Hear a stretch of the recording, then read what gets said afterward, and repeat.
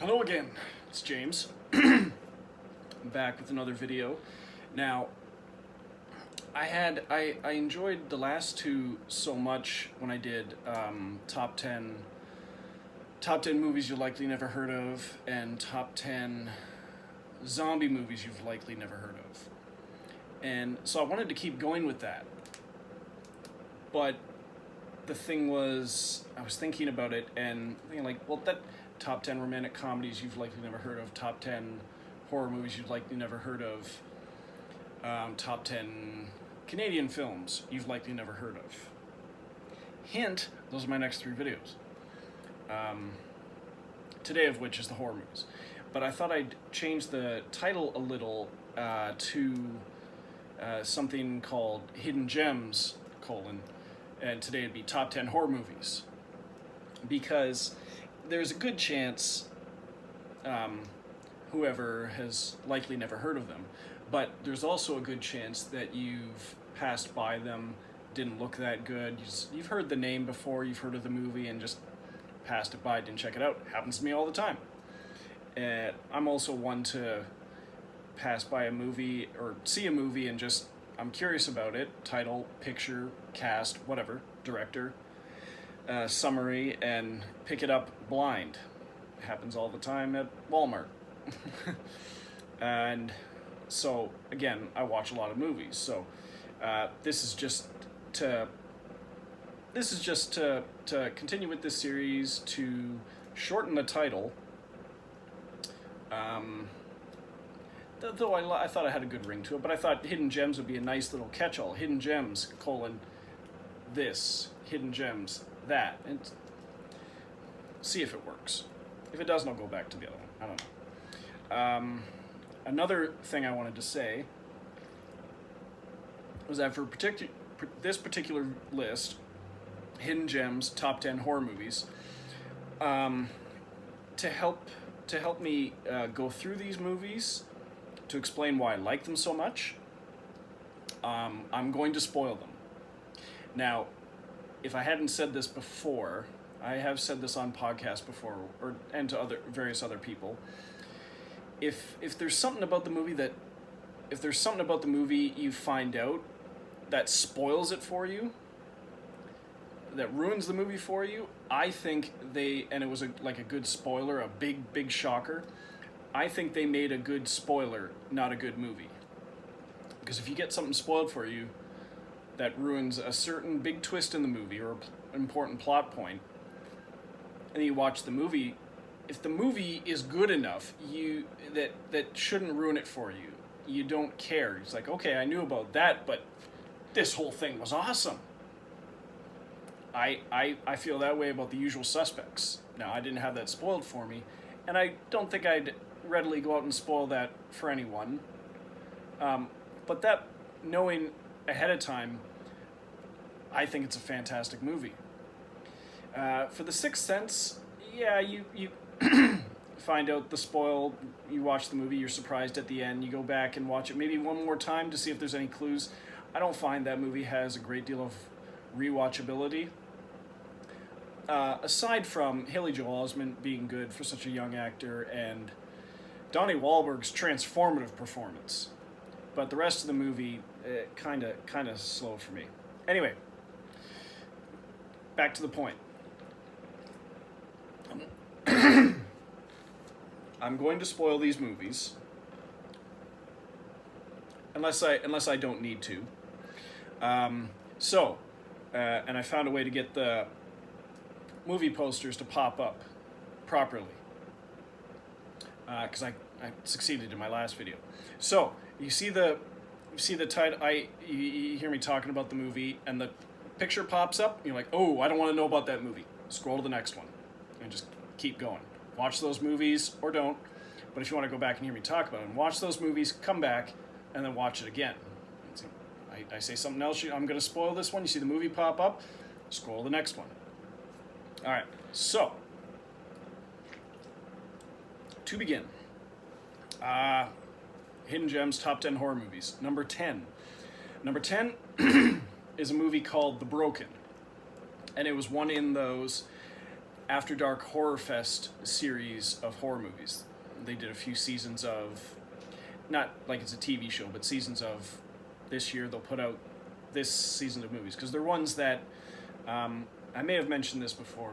They're ones that appear at TIFF, Toronto International Film Festival. The After Dark Horror Fest is or was a section of that. And After Dark Films has their own label of banner of movies, and they've released them under their banner, showed them at their film festival or section of the film festival. And they've had a few that they produced, original movies that they produced under their banner. With the exception of maybe one or two, I didn't find them as good as the regular ones. And The Broken, I liken this one kind of to, not so much Us, but to most movies where a character spots a doppelganger, spots someone who they swear is them. Well, in this case, it's Lena Headey, and she's driving down the street, and she sees someone walk out or into a building who looks exactly like her. And it goes on, and it happens with her brother, I think her father, various other people. And essentially, I think one of the instances begins with a broken mirror. And it's sort of like this. Oh yeah, I believe she's a doctor, and she's at the hospital, and I think they're autopsying someone who has all the regular organs of a normal human being, but they're flipped. And apparently it's an actual condition, but for the sake of this movie, it turns out that there's different versions of us that are breaking through to this world. And some of them are like killing the person and taking their place, because they're essentially this exact copy of that person. You find out their organs are on the other side. And so you're wondering the rest of the movie, like, is she going to meet up with her doppelganger? What's her doppelganger going to do and what she's capable of? And can she trust her brother? Has her brother been replaced? Has her dad been replaced? And it's really an interesting twist on the genre. Not as interesting a twist as Us is, the Jordan Peele movie, but still in a different way. So that's The Broken. And I apologize, last video, I'm glad I was able to get the movies to pop up, because I remember I watched it back and I didn't mention Pontypool.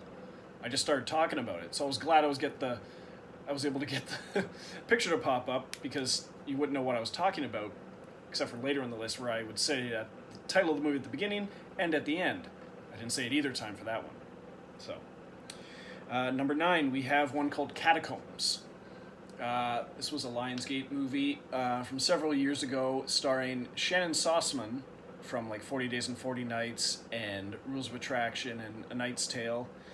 And I can't remember her real name, but Pink is in this movie. Plays Shannon Sossman's sister, and she invites her. It's like, come out to Paris, come visit me in Paris. We'll have a party. We'll have a great time. And there's a quote that opens and closes the movie that involves that, and basically like, my sister invited me to Paris, said we'd have a great time, and in 24 hours, her and all her friends were dead. Great way to start a movie and to end it. And what happens was, she goes to Paris, meets up with her sister and her sister's friends, and they decide to go to a party down in the Paris Catacombs, the legendary catacombs beneath Paris that run for miles and miles and miles, and dead skulls and bodies buried under there. It's like one of the largest mass graves or crypts in the world. And so they organize a big rave party down there, and her sister and her friends decide to mess with her. Now, I think she has a previous psychological issues in the past, and I guess her sister wants her to just get over it, be normal like everyone else. So they decide to tell her a ghost story about this monstrous person living in the catacombs that's a murderer and wears this, I think it's like this big goat mask, or whatever, and is still at large down there. And so they get one of their friends to dress up like that, and then she gets separated from the party, and they terrorize her in the catacombs. She meets up with another guy, and he ends up dying, and she's completely freaked out by the end of it, and she sees her sister get killed, and her sister's friends get killed, and at the end of the movie, again, I'm spoiling this, but the movie is cool, especially, they didn't shoot down in the catacombs, but they make it look authentic, and the atmosphere is really creepy during this movie. So by the end of it, oh, big surprise, her sister's alive, and so are the friends. I think she gets confronted by the one in the mask, and she manages to get the upper hand and kills him. Sister pops out. Oh, she's alive. The friends are alive. What the hell did you just do? We were just messing with you. Well, you're messing with a person with deep psychological issues, and you scared her completely to death. She watched another guy die in front of her and stuff. So she snaps and kills them all.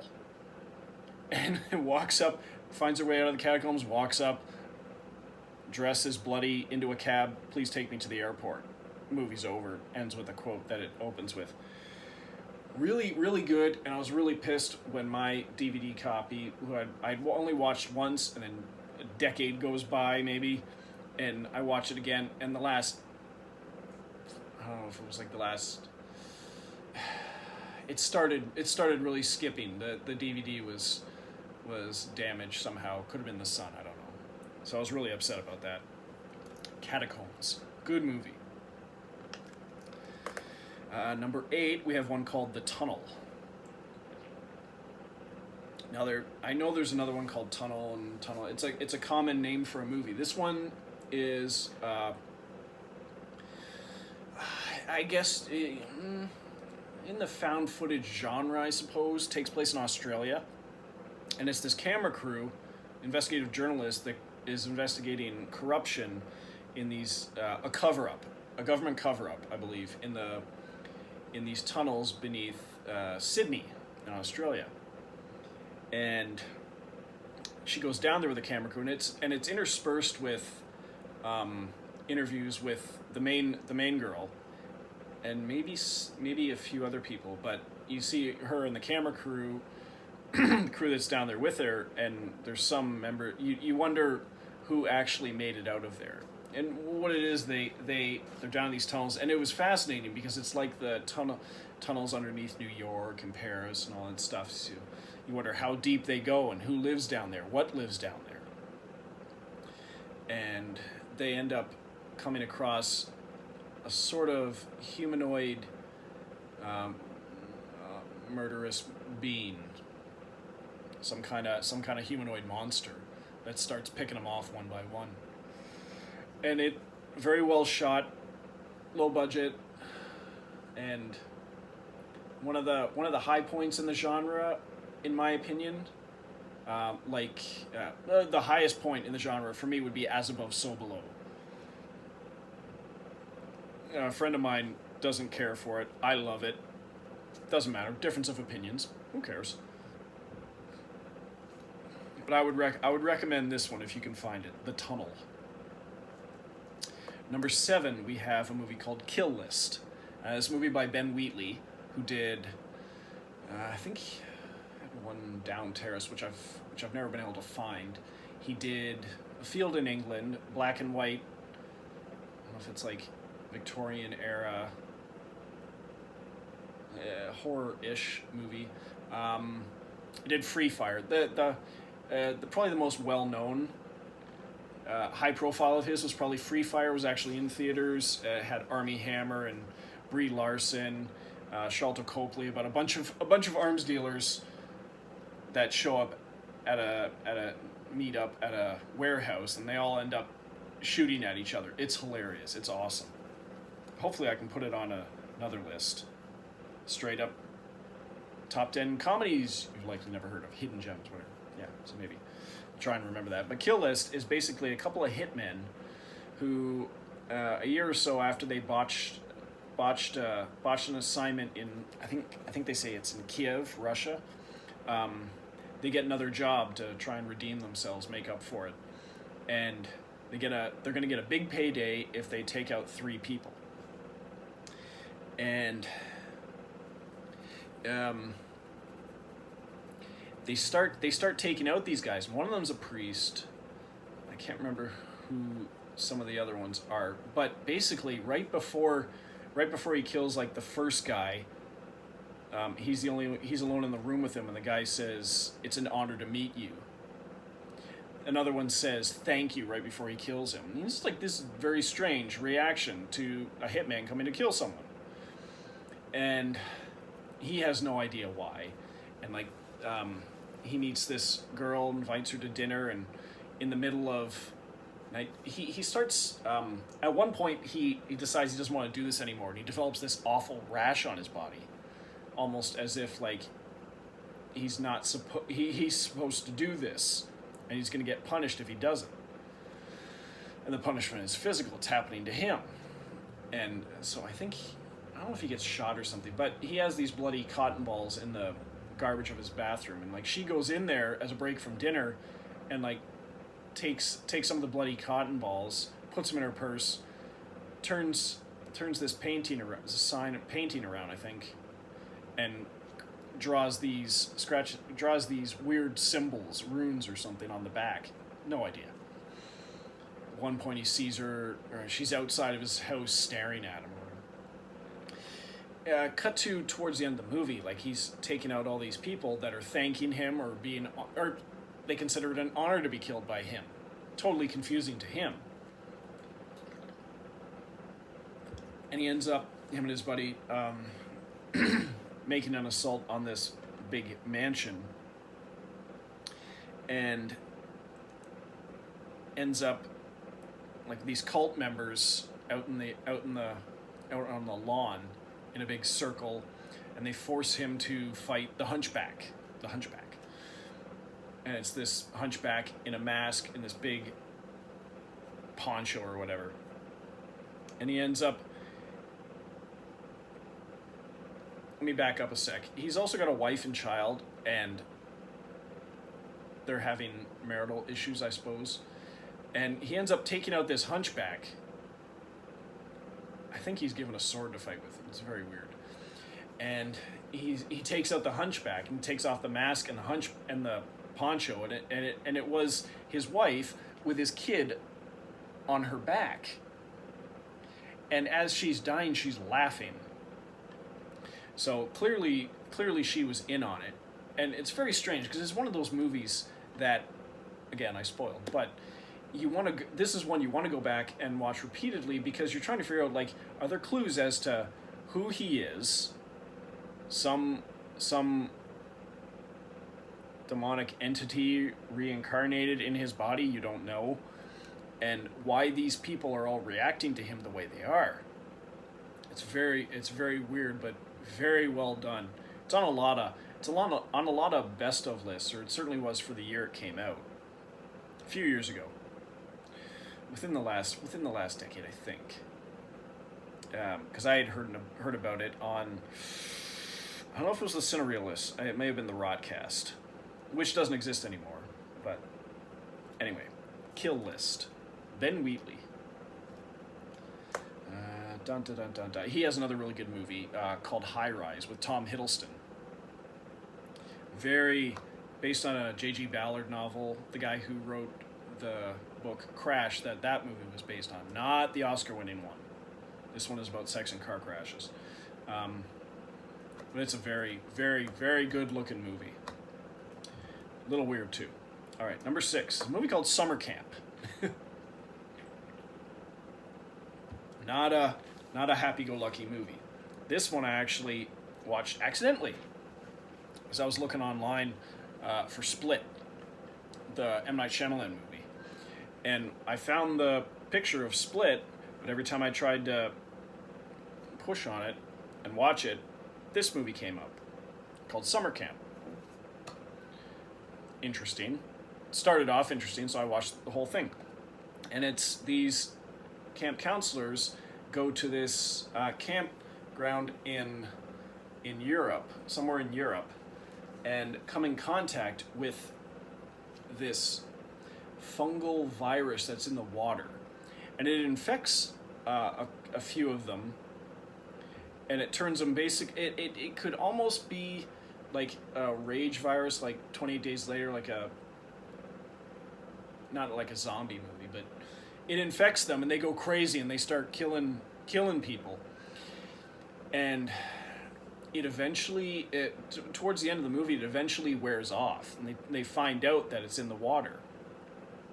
And I think it stars, the only guy I recognized was Diego Boneta from Scream Queens TV show, and more famously, he was the lead in Rock of Ages, the movie adaptation. And I believe he's the lone survivor at the end of the movie. And it's one of those, I like horror movies that don't end well as long as it makes sense. It's sort of like everything's worn off. He or one of the girls may have survived. I can't remember. I haven't watched it in a little while. One of the girls, they may have survived, and everything's going to be fine, but it's still in the water, and he's on his way to leave, and this bus full of kids, because it's a campground, just pulls up, and the sprinklers go off, and the last shot, I believe, is him running for his life, as all of a sudden these kids are all turning into rage monsters, and he's gonna get taken out. It's one of those, oh, everything's fine, oh my god, and the movie's over. So, summer camp. Not what it sounds like. Except that it's a summer camp. Number 5, we have a movie called Amusement. This one I had been looking for several years. I had a cool picture, the poster that came up, like black screen with this creepy looking clown. And the clown is in the movie. It's a costume, and it's basically these 3 or 4 girls who are being terrorized, being stalked and terrorized and killed by this crazy guy, and a guy who, it turns out, they tormented as a child when they were little kids in school, and they've all grown up, and he's getting his revenge. And there's a couple of parts in the movie that you need to suspend disbelief, because it's one of those, how did the killer know they were going to go there, and he headed them up, like, there's weird stuff, like they knock on the door, hide, he opens the door, closes it, they sneak into the house a different way, work their way up to the attic, and he's there, but he's pretending to be like his twin brother or something. He's got his hair parted a different way, shaved on one side, acting all strange, like, oh, he keeps me here, he's going to come up and get us, and he does, but it's all one guy. You just wonder how he orchestrated it all. And it could almost be considered like an anthology movie, because one segment is him going after this girl, another segment this girl, another segment this girl, and it all comes together at the end that they were all the friends and that he's going after, that he targeted. It's pretty creepy, and if you don't like clowns, one of the segments involves him in a creepy clown costume, very creepy clown costume, and sort of like the little clown in Poltergeist, whatever, except a big clown. I won't say too much about that scene because it's worth it. So, Amusement. Also not what it sounds like. Number 4, we have, I believe the only remake, reimagining, retelling on here is called Leatherface. Origin story of Leatherface. Very different from the Marcus Nispel directed remake of Texas Chainsaw Massacre. And this one's done by the guys who did the French horror movie called Inside, which almost made this list. Maybe it'll show up on another one. I don't know. Top 10 foreign films you've never heard of. hidden gems. See, I'm still going back and forth in the title. This one's called Leatherface, and it's an origin story for Leatherface from the Texas Chainsaw Massacre series. And this one is a group of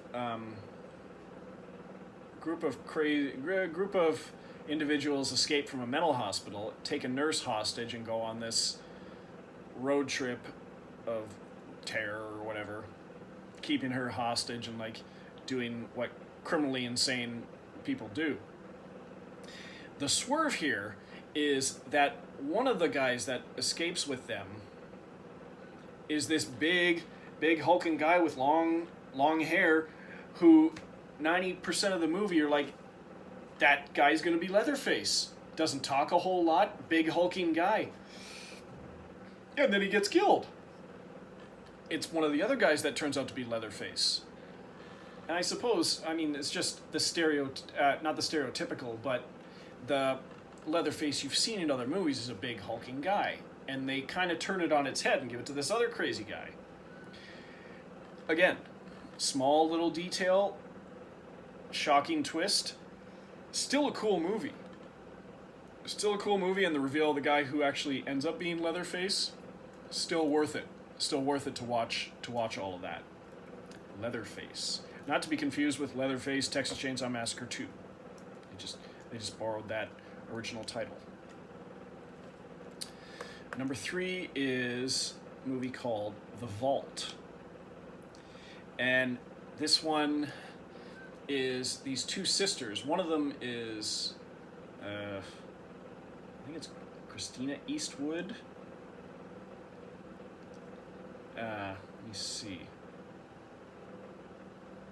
The Vault. It has James Franco in it, Scott Hayes, who were both in Child of God. Scott Hayes, he was also in Venom. He's doing a lot of good work. Really good actor.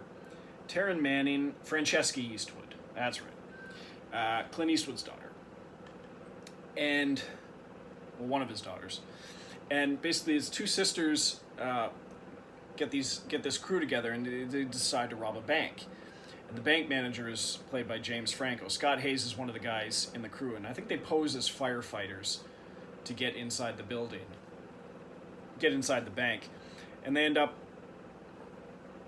beginning the robbery, holding everyone hostage. And what ends up happening is there's a old vault down in the basement that isn't used anymore. They use a different vault now. But they want that vault. And apparently years ago, there was this crew that robbed the bank, took people hostage, and killed a bunch of people. And you don't know what happened to them, but they have these creepy white masks. And they die. They must have died at some point, because the ghosts of them start taking out the bank robbers. And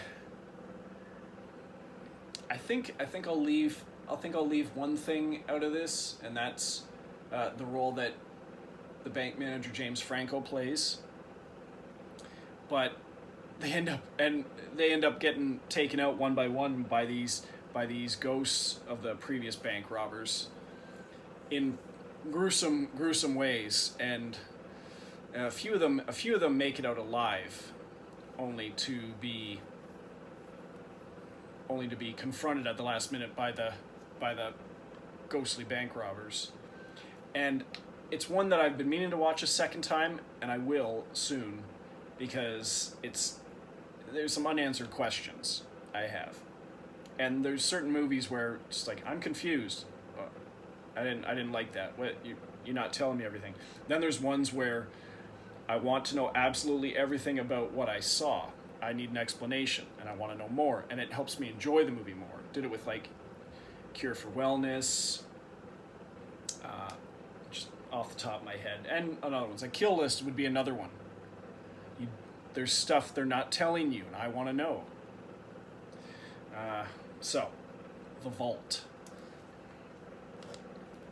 Number 2, we have one called Forget Me Not. Now this one is, you get a group of girls playing hide and seek or something in a cemetery. And they play a prank on one of the girls, and she ends up falling off, I don't know, if it's a little cliff or something, and becoming injured and going into, spends like years in a coma in a hospital. She's not dead, but her spirit is projecting itself and decides to take revenge on all these kids who are now just celebrating graduating high school.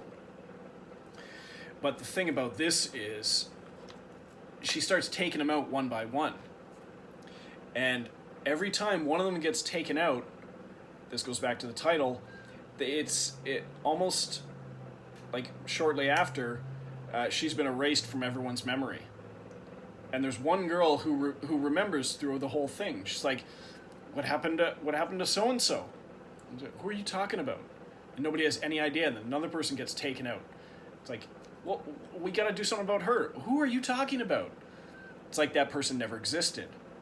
And it's almost like a time travel movie where you go back and change something, come back to the present, and everything's changed. And like people look different, they're acting different because they never had this person's influence in their lives.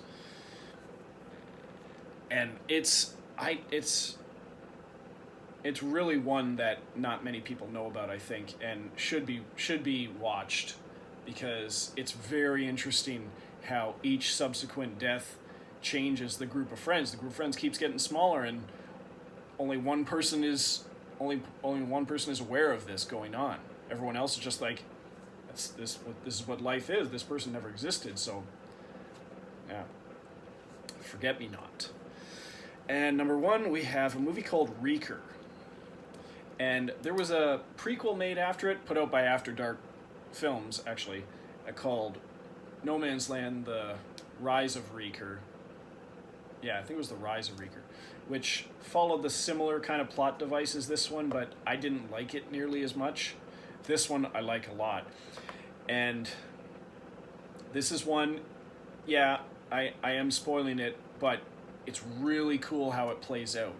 And it's basically these guys going on this group of people, I believe they get in a car accident, and they have to go to this nearby motel. And this killer starts taking them out one by one, and there's always this awful, awful smell accompanied when he's around. He wears this creepy-looking gas mask, and hence the term Reeker, because there's this awful smell that's always accompanying him. And what it turns out by the end of the movie, I believe only one person makes it out of there alive. What it is the car crash was fatal.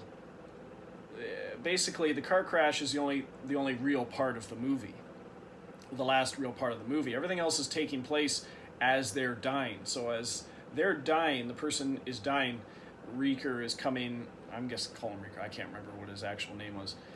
You don't really know until the prequel, but it doesn't matter. This entity is killing them off, but it's basically that person is dying while they're laying in the car crash. And the person who makes it out of this is the only one who survived. Yes, it's a big reveal, but it's a cool horror movie regardless. Again, watch the movie. If you saw it pop up and you don't want to know and it looks cool enough, watch it, then come back and listen to me ramble on about it. I liked it a lot, and I thought it was very well done. It's got a very, very funny part in it, which I won't say. I thought it was hilarious. It's one of those, you see this happen in movie after movie after movie, and in this one it doesn't, and it was really, really funny. So, that was those ones. The Hidden Gems, Top 10 Horror Movies. And I'm not sure which one I'll do next, but I gave you the list of my choices, my current choices. Knock on metaphorical wood. Or actual wood. There you go. Okay, thanks for watching, and toodles.